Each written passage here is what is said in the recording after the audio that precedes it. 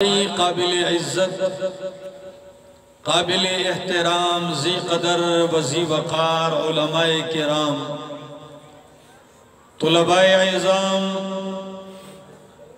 اور صوبہ بلوچستان کے ضلع پنجگور اور گرد و نواح سے آئے ہوئے میرے معزز مکرم دوستو، السلام علیکم ورحمت اللہ۔ تقریباً 2.5-3 سال کے بعد پھر آپ کی اس عظیم دینی درسگاہ المرکز الاسلامی کے اندر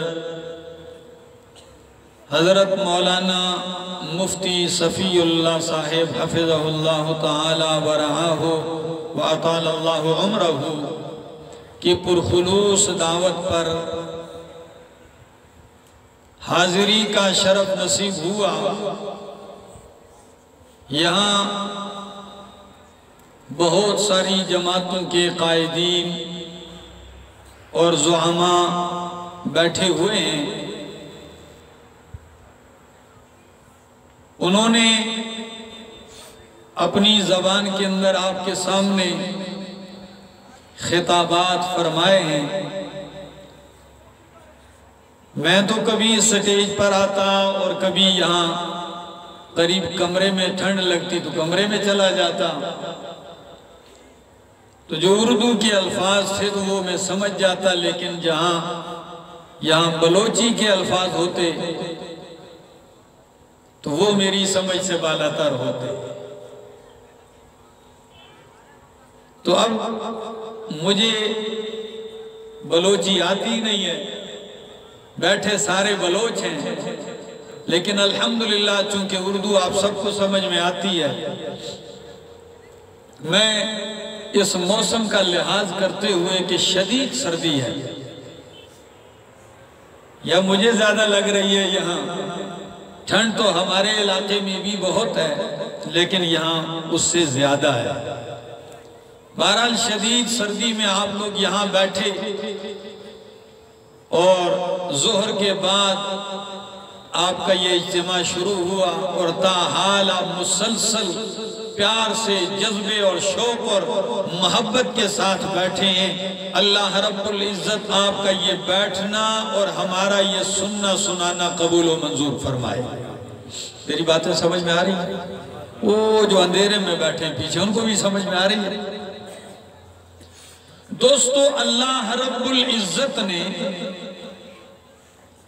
انسانیت کی کامیابی کے لیے، انسانیت کو ترقی دینے کے لیے، انسانیت کو اپنی معرفت کروانے کے لیے، انسانیت کو زندگی گزارنے کے لیے ایک دستور حیات عطا فرمایا قرآن مقدس کی صورت میں۔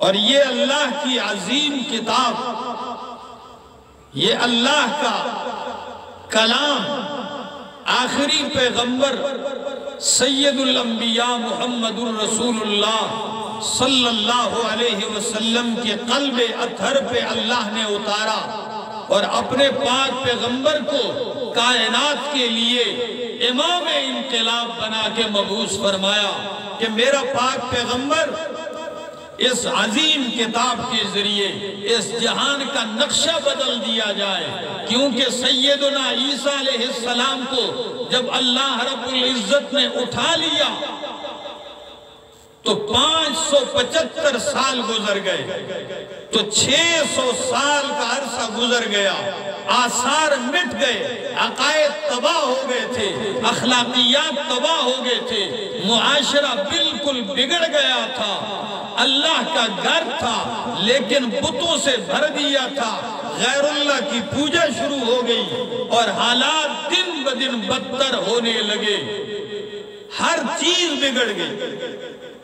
اب اس بگڑے ہوئے معاشرے کو بنانا ہے، سنوارنا ہے، اور بنانا اور سنوارنا بھی ایسا ہے کہ ایسا بن جائے کہ آنے والی ساری انسانیت کے لیے یہ معاشرہ معیار حق بن جائے، یہ رول ماڈل بن جائے، یہ آئیڈیل بن جائے۔ یہ کیسے ہوگا؟ قرآن مقدس کو اللہ نے اتارا اور اپنے پاک پیغمبر سے اعلان کیا، کیا فرمایا؟ یا ایھا الرسول بلغ ما انزل الیک من ربک وَإِن لَّمْ تَفْعَلْ فَمَا بَلَّغْتَ رِسَالَتَهُ وَاللَّهُ يَعْصِمُكَ مِنَ النَّاسِ۔ اگر کوئی بات دل کو لگے تو صرف مجھے اتنا پتہ چلے کہ بلوچ قوم کو میری بات سمجھ میں آ رہی، باقی بلوچ اور پٹھان ایسے ہی سمجھ لو ایک سکے کے دو رخ ہیں، ٹھیک ہے نا؟ ہمارا بھی یہی مزاج ہے، لیکن کچھ آپ جو ہے بول دیں، باقی اور زندہ آباد مرد آباد نہ صحیح، لیکن سبحان اللہ کہہ دینا ہے۔ پیسہ تو نہیں لگتا جی؟ مولانا ہدایت الرحمان صاحب یہاں بیٹھے ہیں، ایم پی اے صاحب، میں نے ان کی باتیں سنی، انہوں نے بڑی خوبصورت باتیں کی ہیں، اگرچہ وہ سمجھ میں مجھے نہیں آ رہی تھی، لیکن اتنا مجھے پتہ چل رہا تھا کہ بہت سارے موضوعات پر انہوں نے گفتگو کی ہے، اس قوم کے حوالے سے، اس صوبے کے حوالے سے، ان کے مسائل کے حوالے سے، ان کی معیشت کے حوالے سے، ان کی مظلومیت کے حوالے سے انہوں نے بڑی بھرپور اور توانا آواز اٹھائی ہے۔ اللہ رب العالمین ان کو مزید ہمت اور ترقی نصیب فرمائے۔ میری بات سمجھ میں آ رہی ہے؟ بولو سبحان اللہ۔ نہیں ایسا نہیں، اتنے دور سے 4 صوبے چھوڑ کر میں آیا ہوں اور آپ کو اس وقت جگاؤں تو جگاؤں اور پھر سناؤں، 2 کام نہیں کروں گا۔ پہلے آپ جاگو گے تو میں سناؤں گا، بولو سبحان اللہ۔ اب جاگے ہو نا؟ فرمایا ایھا الرسول، اے رسول صلی اللہ علیہ وسلم، بلغ ما انزل الیک من ربک، بلغ پہنچا میرا پاک پیغمبر، تبلیغ شروع کر میرا پاک پیغمبر، کس چیز کی؟ ما انزل الیک من ربک، اس چیز کی جو آپ کی طرف اتاری گئی ہے، آپ کے رب کی طرف سے میرا پاک پیغمبر، آپ کو قرآن دیا گیا ہے میرا پاک پیغمبر، تو آپ میرا قرآن پہنچانا شروع کر دیں، اور قرآن کا پہنچانا اتنا اہم ہے، اتنا لازم ہے کہ فرمایا وَإِن لَّمْ تَفْعَلْ فَمَا بَلَّغْتَ رِسَالَتَهُ، اگر میرا پاک پیغمبر تو نے قرآن نہیں پہنچایا تو فَمَا بَلَّغْتَ رِسَالَتَهُ، تو نے رب کا پیغام نہیں پہنچایا، کیونکہ بلوچستان کے غریور بلوچ دوستو، اللہ کا پیغام اگر پہنچ سکتا ہے تو وہ قرآن کے ذریعے پہنچ سکتا ہے۔ تو فرمایا وَإِن لَّمْ تَفْعَلْ، اگر تو نے قرآن نہیں پہنچایا تو فَمَا بَلَّغْتَ رِسَالَتَهُ، تو نے رب کا پیغام نہیں پہنچایا۔ یا اللہ قرآن پہنچاؤں تو قرآن پہنچانا آسان کام تو نہیں ہے، سارا معاشرہ بگڑا ہوا ہے، بت پرستی عام ہے، لات منات عزا و حبل نائلہ و اصحاب کو پوجا جا رہا ہے، سال میں 365 دن ہے اور ان کے 360 معبود اور الہ ہے، کوئی مٹی کا الہ، کوئی گارے کا بنا ہے، کوئی پتھر کا ہے، کوئی لکڑی سونے چاندے پیتل کا بنا ہوا الہ ہے۔ اب اس قوم کے سامنے اگر میں رب کے قرآن کے ذریعے یہ اعلان کروں کہ لا الہ الا ہو، کہ کوئی الہ نہیں ہے، کوئی حاجت روا نہیں ہے، کوئی بگڑیاں بنانے والا نہیں، کوئی بیڑے پار لگانے والا نہیں، الا اللہ، پنجگور والو کون ہے؟ پیسے نہیں لگتے، بولو کون ہے؟ اللہ ہے۔ تو بھلا یہ قوم کب مانے گی؟ یہ تو میری جان کے در پہ ہو جائیں گے، دوست دشمن بن جائیں گے، نام لیوا جان لیوا بن جائیں گے، قتل کے منصوبے بنیں گے۔ اللہ نے فرمایا میرا پاک پیغمبر تو قرآن سناتا جا، واللہ یعصمک من الناس، قرآن سنانا تیرا کام ہے، تیری حفاظت کرنا میرا کام ہے۔ اللہ اکبر، واللہ یعصمک من الناس، اللہ آپ کی حفاظت کرے گا۔ باقی قرآن ایسی پرتاثیر کتاب ہے، قرآن اتنی تاثیر والی کتاب ہے کہ اس نے انقلاب برپا کر دینا ہے۔ دیکھنا ذرا کہ قرآن سب سے پہلے ایک جماعت کو متاثر کرے گا اور قرآن اس پہ اثر انداز ہو کے ان کو بدلے گا۔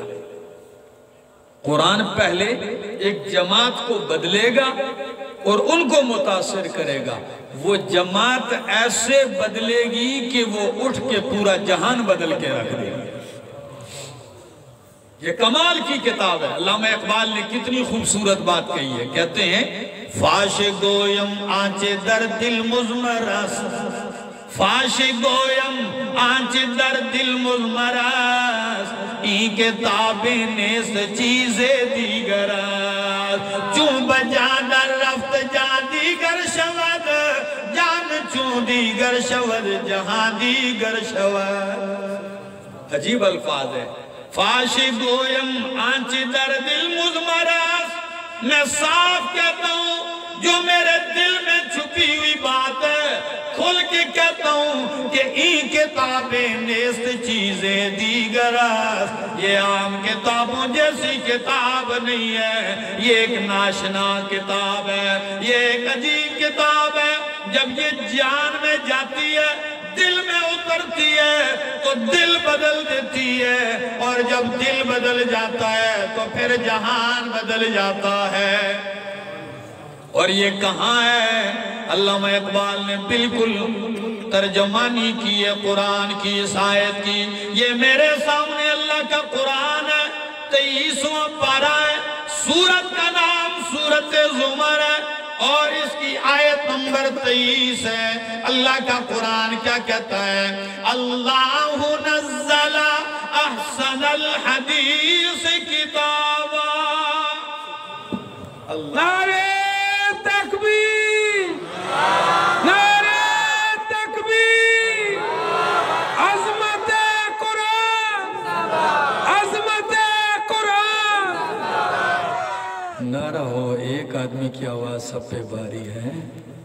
نعرہ تو وہ ہے نا، شاعر کہتا ہے وہ نعرہ لگاتا تھا تو خیبر توڑ دیتا تھا، وہ نعرہ لگاتا تھا تو خیبر توڑ دیتا تھا، حکم دیتا سمندر کو تو رستہ چھوڑ دیتا تھا۔ نعرہ تکبیر، نعرہ تکبیر، عظمت قرآن، عظمت قرآن، نعرہ تکبیر۔ اللہ نزل احسن الحدیث کتابا، اللہ نے اتاری ہے احسن الحدیث، بہترین بات۔ کیسی بات؟ سب سے زیادہ بہترین بات، احسن الحدیث۔ اللہ اکبر۔ وَمَنْ أَحْسَنُ مِنَ اللَّهِ حَدِيثًا، اللہ سے زیادہ بات کس کی اچھی ہو سکتی ہے؟ وَمَنْ أَصْدَقُ مِنَ اللَّهِ قِيلًا، وَمَنْ أَصْدَقُ مِنَ اللَّهِ حَدِيثًا، نہ اللہ سے زیادہ سچی کسی کی بات، نہ اللہ سے زیادہ اچھی کسی کی بات۔ اللہ نزل احسن الحدیث، اللہ نے بہترین بات اتاری ہے۔ وہ بہترین بات کیا ہے پنجگور والو؟ کتابا، یہ شان والی کتاب ہے، یہ عظمت والی کتاب ہے۔ متشابہن، اس کے مضامین متشابہ ہیں، جس کی آیات متشابہ ہیں۔ کیسے مشابہت رکھتی ہیں آپس میں؟ صداقت میں، فصاحت میں، سچائی میں، ہدایت میں، یہ آپس میں مشابہت اختیار کیے ہوئے۔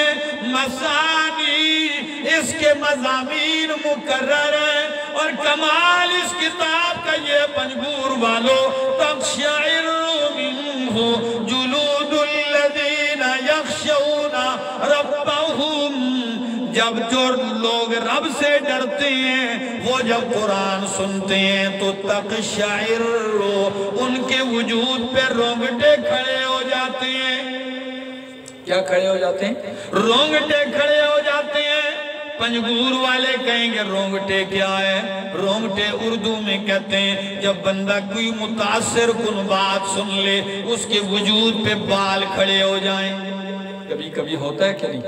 وجود پہ بال کھڑے ہو جاتے ہیں۔ اس کو عربی میں اقشعرار کہتے ہیں، اردو میں رونگٹے کھڑے ہو گئے ہیں، اور پنجابی میں کہتے ہیں لوں کھڑے ہو گئے، ہندکوں میں کہتے ہیں سکنڈے کھل گئے، اور پشتوں میں کہتے ہیں غنے پی زگ زگ شو۔ تو بلوچی میں کیا کہتے ہیں؟ جانے پٹ چشمہ، جانے پٹ چشمہ۔ واہ بھائی، چلو کچھ عرصہ بیٹھوں گا تو آپ سے سیکھ لوں گا، اس لیے کہ محبت ہے مجھے بلوچوں سے، اور یہ بھی اہل محبت ہیں، ورنہ اس شدید سردی میں اس کھلی فضا میں بیٹھے ہوئے رب کا قرآن سنتے ہیں۔ فرمایا تقشعر منہ جلود الذین یخشون ربہم، رب سے ڈرنے والے جب قرآن سنتے ہیں تو ان کے وجود پہ رونگٹے کھڑے ہو جاتے ہیں۔ پھر کیا ہوتا ہے؟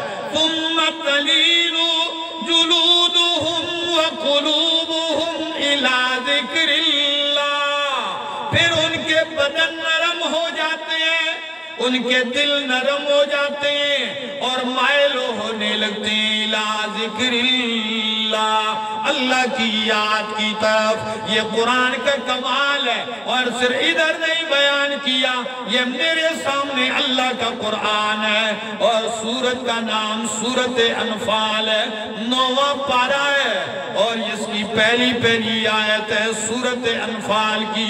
دوسری آیت پڑھنے لگا ہوں، فرمایا انما المؤمنون الذین اذا ذکر اللہ وجلت قلوبہم وَإِذَا تُلِيَتْ عَلَيْهِمْ آيَاتُهُ زَادَتْهُمْ إِيمَانًا۔ اللہ، مومن کون ہیں؟ ذرا سنو پنجگور والو۔ فرمایا انما المؤمنون الذین، یقیناً بے شک مومن وہ لوگ ہیں، اذا ذکر اللہ، جب اللہ کا ذکر کیا جاتا ہے تو وجلت قلوبہم، ان کے دل ڈر جاتے ہیں۔ کیا ہو جاتے ہیں؟ ڈر جاتے ہیں۔ اللہ کا ذکر سنتے ہیں، ان کے دل ڈر جاتے ہیں۔ وَإِذَا تُلِيَتْ عَلَيْهِمْ آيَاتُهُ، اور جب مومنوں پر اللہ کی آیتیں پڑھی جاتی ہیں، بیان کی جاتی ہیں، تو زَادَتْهُمْ ایمانا، ان کا ایمان مضبوط ہو جاتا ہے، اور جب ایمان مضبوط ہو جاتا ہے تو وَعَلَىٰ رَبِّهِمْ یتوکلون، پھر وہ اپنے رب پہ توکل کرتے ہیں، بھروسہ کرتے ہیں، پھر ان کا بھروسہ توکل اللہ پہ ہوتا ہے۔ یہ کمال ہے قرآن کا۔ قرآن دل نرم کرتا ہے، قرآن دل کو ڈراتا ہے، قرآن دل کو اللہ کی یاد کی طرف مائل کرتا ہے، قرآن ایمان کو مضبوط کرتا ہے۔ اور یہی نہیں، یہ میرے سامنے اللہ کا قرآن ہے۔ شوق ہے نا قرآن سننے کا؟ یہ میرے سامنے اللہ کا قرآن ہے، 7واں پارہ ہے، اور 7ویں پارے کی پہلی آیت فرمایا وَإِذَا سَمِعُوا مَا أُنزِلَ إِلَى الرَّسُولِ تَرَى أَعْيُنَهُمْ تَفِيضُ مِنَ الدَّمْعِ مِمَّا عَرَفُوا مِنَ الْحَقِّ۔ اللہ، قرآن کا اثر دیکھیے۔ میں نے کہا قرآن ایک تاثیر والی کتاب ہے، اس کی تاثیر کرتی کیا ہے؟ فرمایا وَإِذَا سَمِعُوا، جب یہ لوگ سنتے ہیں مَا أُنزِلَ إِلَى الرَّسُولِ، وہ قرآن جو رسول کی طرف اتارا گیا ہے، تو تَرَى أَعْيُنَهُمْ، تو دیکھے گا ان کی آنکھوں کو تفیض من الدمع، کہ ان کی آنکھوں سے آنسو جاری ہو جاتے ہیں۔ قرآن جب دل کو نرم کرتا ہے، قرآن جب دل کو ڈرا دیتا ہے تو آنکھوں سے آنسو بہنے لگتے ہیں۔ اور کیوں روتے ہیں؟ مما عرفوا من الحق، اس لیے کہ قرآن سن کر وہ حق پہچان جاتے ہیں۔ انہوں نے حق پہچان لیا تو رو پڑتے ہیں کہ یا اللہ آج تک ہم کیا سمجھتے رہے، کیا کرتے رہے، آج قرآن سنا تو پتا چلا کہ حقیقت تو کچھ اور ہے۔ مما عرفوا من الحق، جب حق پہچان لیتے ہیں آنسو جاری ہوتے ہیں تو کیا ہوتا ہے؟ قرآن کہتا ہے یقولون ربنا، کہتے ہیں ہمارے رب ان آمنا، ہم ایمان لے آئے ہیں، فاکتبنا مع الشاہدین، اللہ تو بھی ہمیں توحید کے گواہوں میں سے لکھ دے، ہم تیری توحید کی گواہیاں دیتے ہیں۔ اللہ یہ قرآن انسان تو انسان رہا، اس نے جنات کے اندر بھی انقلاب برپا کیا ہے۔ اللہ کے پاک پیغمبر صلی اللہ علیہ وسلم وادی نخلا میں راستے میں آ رہے ہیں، نماز باجماعت پڑھانے لگتے ہیں۔ اللہ کیا کہوں دوستو، اصل میں دل تو کرتا ہے کچھ کیا دیکھو، لیکن ٹھنڈ اتنی ہے کہ میرا دل اور ٹانگیں سردی سے کانپ رہی ہیں۔ تو سردی میں بولنا بھی بڑا مشکل ہے۔ اللہ کے پاک پیغمبر وادی نخلا میں نماز پڑھانے لگتے ہیں، جنوں کی جماعت وہاں سے گزرتی ہے۔ کس کی؟ جنوں کی جماعت گزرتی ہے۔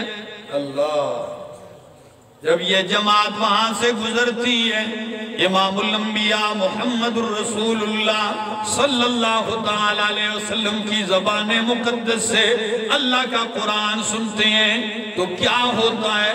یہ میرے سامنے 26واں پارہ ہے اور سورت کا نام سورت الاحقاف ہے، اور اس کی آیت نمبر 29 ہے۔ قرآن کہتا ہے وَإِذْ صَرَفْنَا إِلَيْكَ نَفَرًا مِّنَ الْجِنِّ يَسْتَمِعُونَ الْقُرْآنَ فَلَمَّا حَضَرُوهُ قَالُوا أَنصِتُوا فَلَمَّا قُضِيَ وَلَّوْا إِلَىٰ قَوْمِهِمْ مُنذِرِينَ۔ اللہ، جب نبی علیہ السلام سے قرآن سنتے ہیں تو آپس میں ایک دوسرے سے کہتے ہیں انصتو، چپ ہو جاؤ۔ کیا ہو جاؤ؟ اس لیے کہ قرآن پڑھا جائے تو ادب کا تقاضا کیا ہے؟ کیا ہو جائے کرو؟ خاموش ہو جایا کرو۔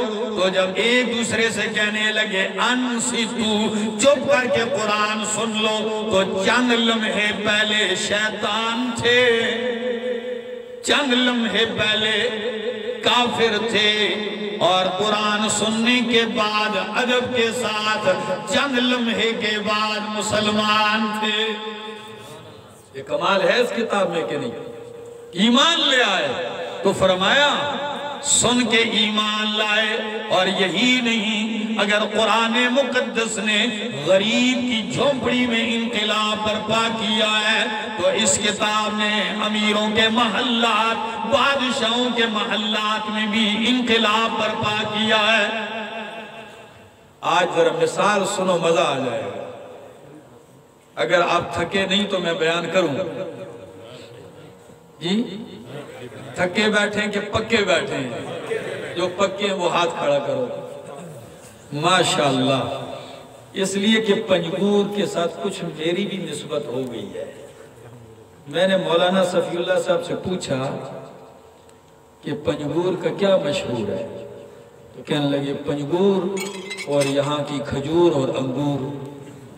جی تو وزن بھی برابر ہو گیا نا، پنجگور، کھجور، انگور۔ تو میں نے کہا اسی لیے میں آیا ہوں ہری پور سے آیا ہوں، تو اتنا وزن تو برابر ہو گیا۔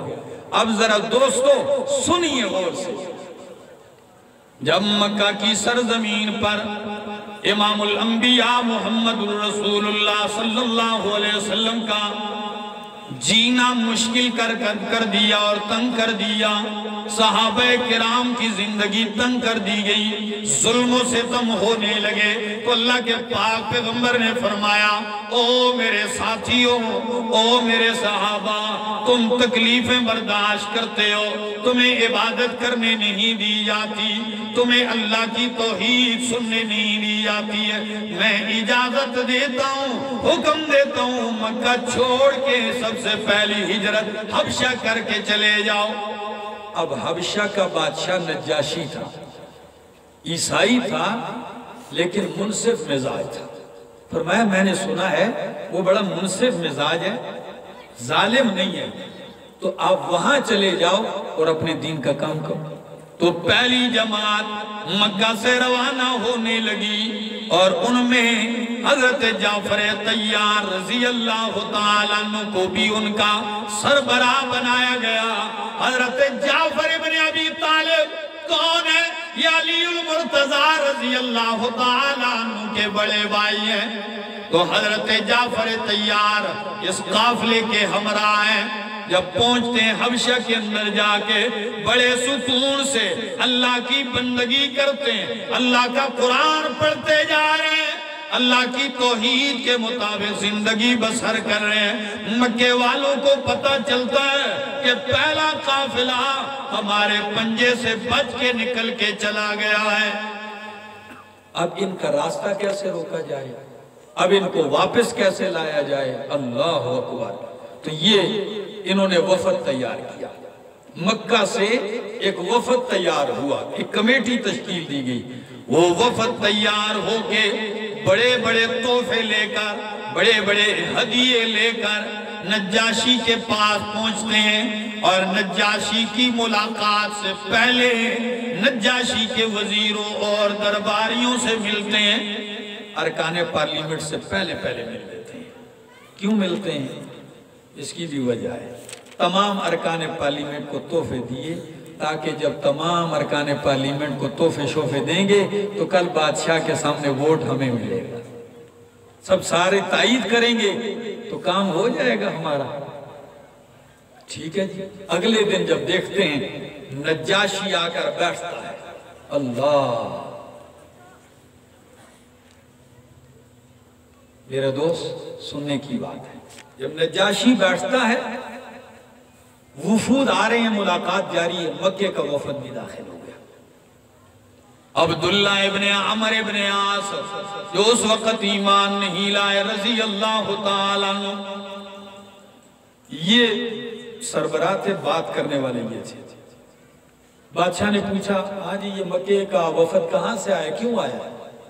پہلے تو انہوں نے تحفے پیش کیے، اور تحفہ پیش کرنے کے بعد بادشاہ سے کہنے لگے اے بادشاہ سلامت، ہماری قوم کے چند نوجوان باغی ہو گئے ہیں، اپنا دین مذہب تبدیل کر کے چھوڑ کے وہ آپ کے ملک میں بھاگ کے آئے ہیں، ہمارے دین کے باغی ہیں، اگر آپ انہیں گرفتار کر کے ہمارے حوالے کر دیں تو آپ کی بڑی مہربانی ہوگی۔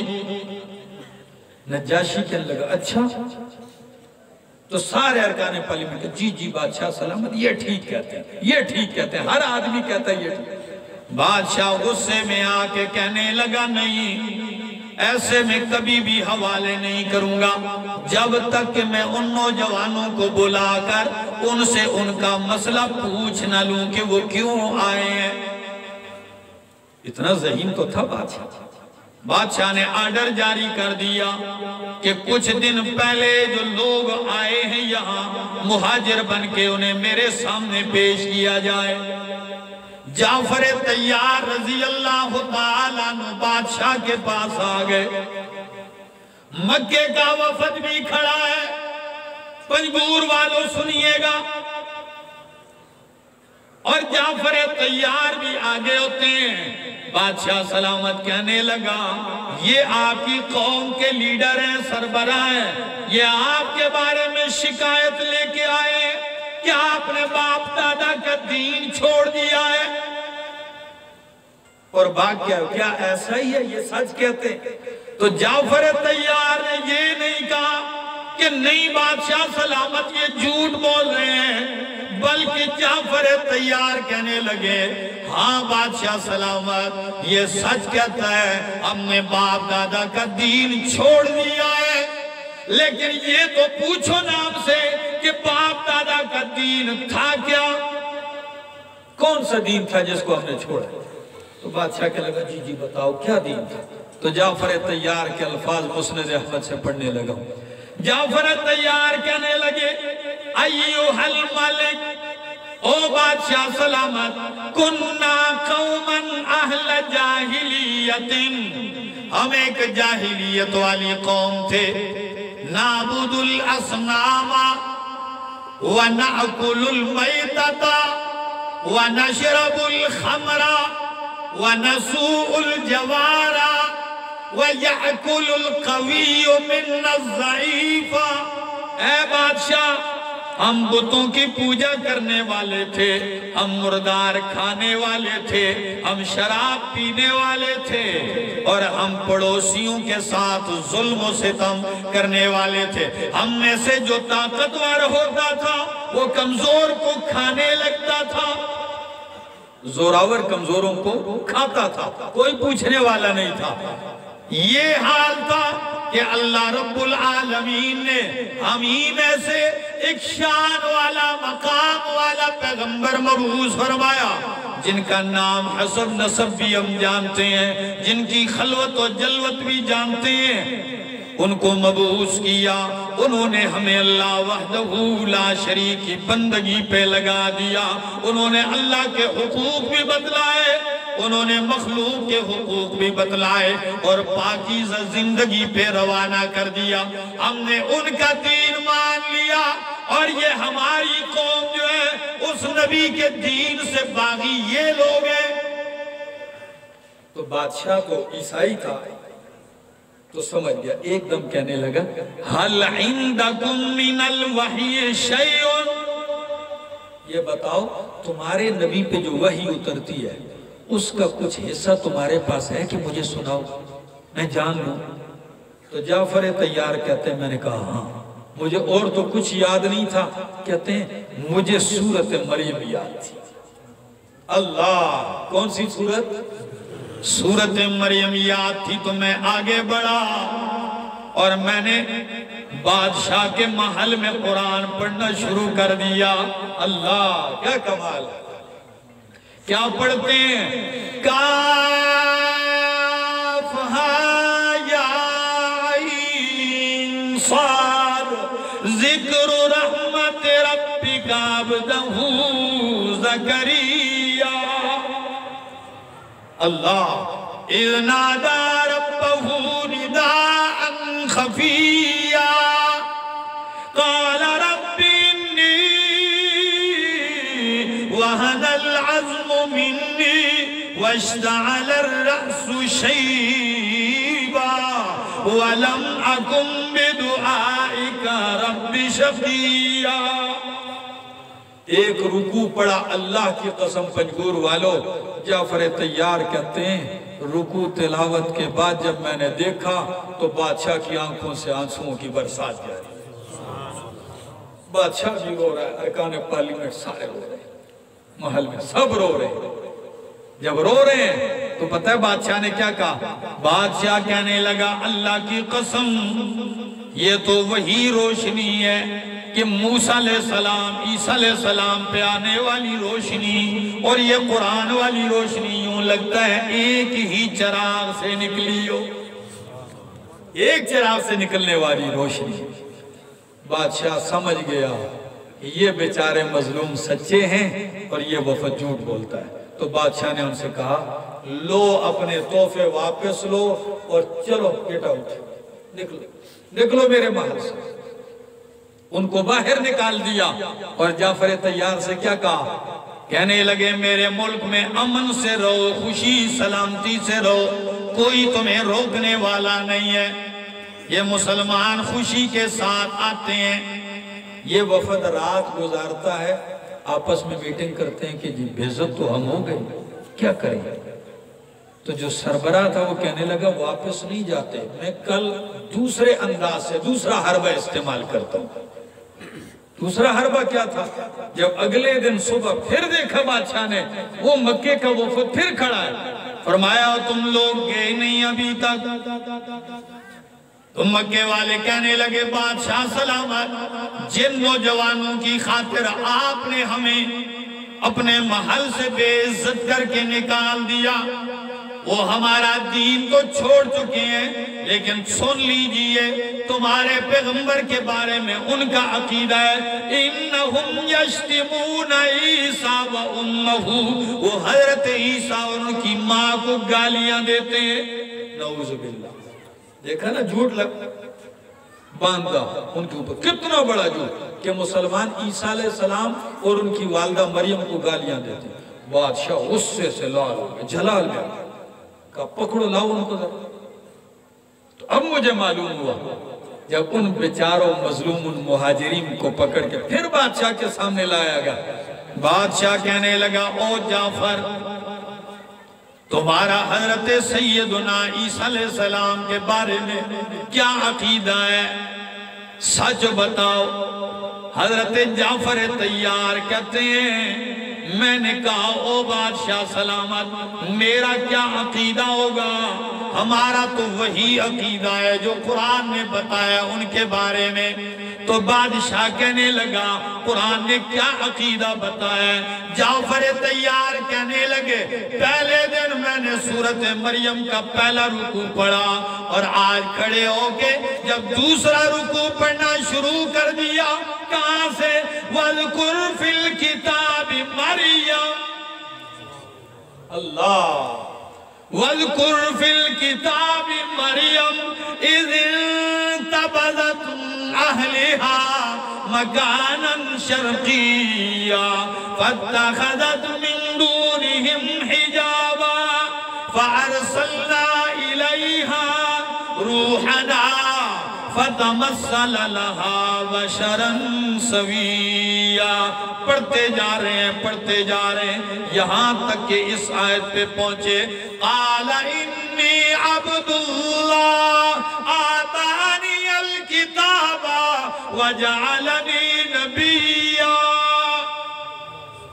عیسیٰ علیہ السلام کہتے ہیں انی عبد اللہ، میں اللہ کا بندہ ہوں اور میں اللہ کا نبی ہوں، اللہ مجھے کتاب دے گا۔ جب یہ آیتیں پڑھی اللہ کی قسم بادشاہ اتنا رو رہا تھا کہ داڑھی بھی تر ہو گئی، گریبان بھی تر ہو گیا اور ایسے ہچکیاں لے رہا، سارے رو رہے۔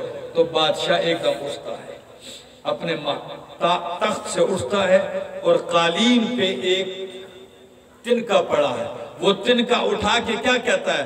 کہتا ہے او حاضرین محفل سن لو، اللہ کی قسم ہے جو اس جوان نے عیسیٰ علیہ السلام کے بارے میں عقیدہ بتایا ہے، رب عیسیٰ کی قسم ہے کہ عیسیٰ علیہ السلام کی حقیقت اس سے ایک تن کے برابر نہ اوپر ہے نہ نیچے ہے، یہی حق ہے جو قرآن بیان کرتا ہے۔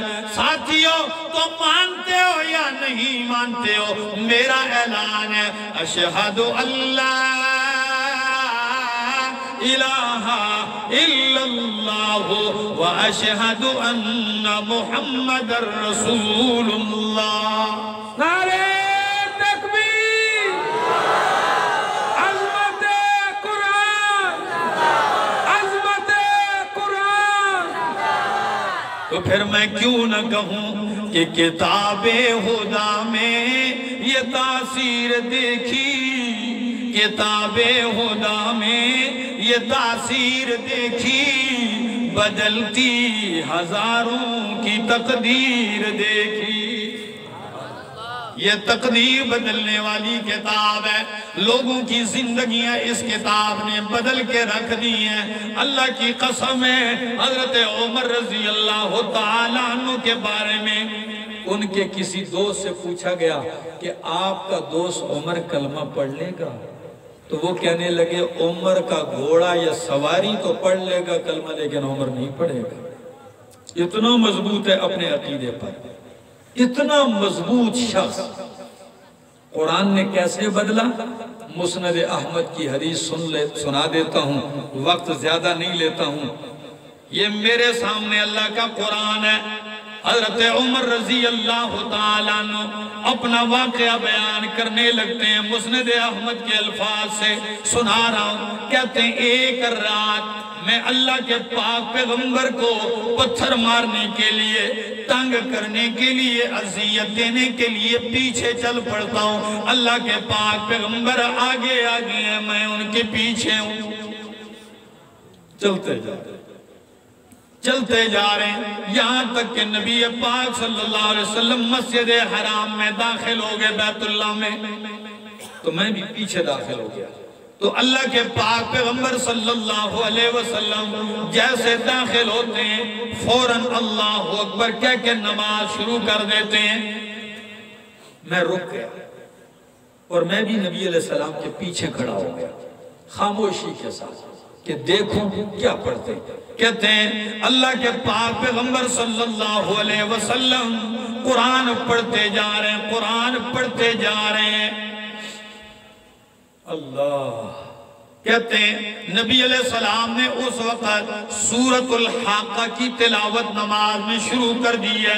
ये 29वां पारा है, सूरतुल हाक़ा पढ़ते जा रहे हैं। हज़रत उमर रज़ी अल्लाह तआला अन्हु कहते हैं लिसाने मुस्तफ़ा से जब मैंने कुरान सुना तो कुरान की फसाहत, बलागत, उसलूब और तासीर देखी तो मैंने कहा लगता है अरब के लोग ठीक कहते हैं, ये शायरी का कलाम है।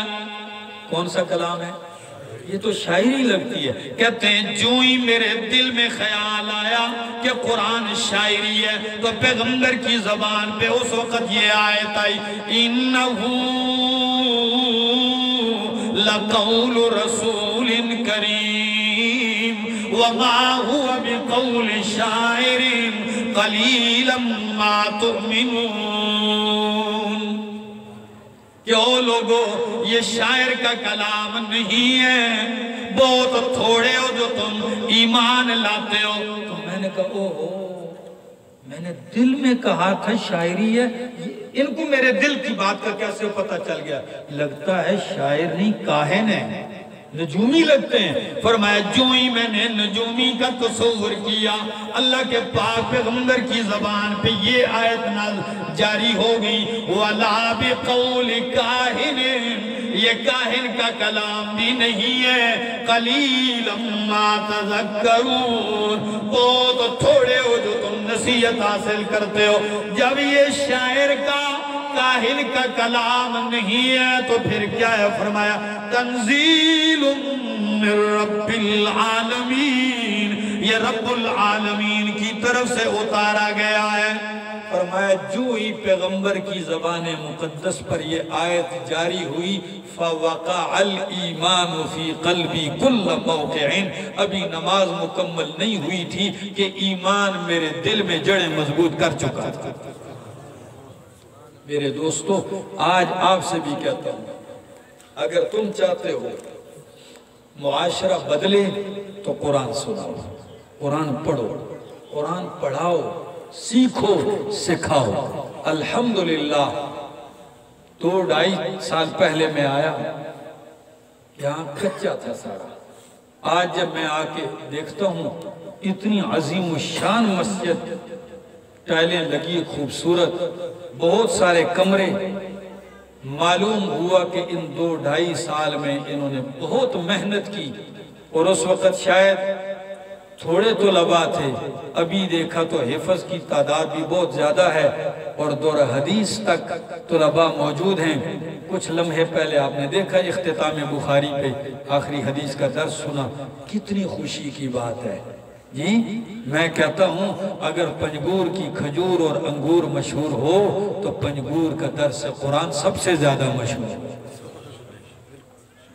پنجگور کی درسگاہ مشہور ہے کہ یہاں ایک علمی درسگاہ ہے. یہاں قرآن سنایا جاتا ہے، قرآن پڑھا جاتا ہے. میرے دوستو، قرآن ایک غیرتی کتاب ہے، غیرت مند کتاب ہے، ایک جرت پیدا کرنے والی کتاب ہے. اور یہ غیرت مند لوگ ہی اس کو مانتے ہیں، سنتے ہیں، سناتے ہیں، اس کے مطابق زندگی گزارتے ہیں. میرے دوستو، آئیے عہد کیجئے کہ انشاءاللہ العزیز یہ اللہ کی کتاب ہے، اس کو ہم سمجھیں گے اور اس کے مطابق زندگی گزاریں گے. انشاءاللہ اللہ کی قسم، اگر قرآن کے مطابق زندگی گزارو گے، رب کعبہ کی قسم بھوکے رہ کر بھی ضمیر مطمئن ہوگا، پیاسے رہ کر بھی ضمیر مطمئن ہوگا. اگر رب کے قرآن سے دور رہو گے، محل میں رہ کے بھی بے چین رہو گے، کروڑوں میں کھیل کر بھی بے اطمینان رہو گے. اللہ کی قسم آپ دیکھیں گے، یہ سچ کہتا ہوں، بلال حبشی رضی اللہ تعالی عنہ تپتی ریت پہ کوڑے کھا کر مطمئن ہے، اور ابو جہل ابو لہب سائے میں بیٹھ کر محل میں بیٹھ کر بے چین اور بے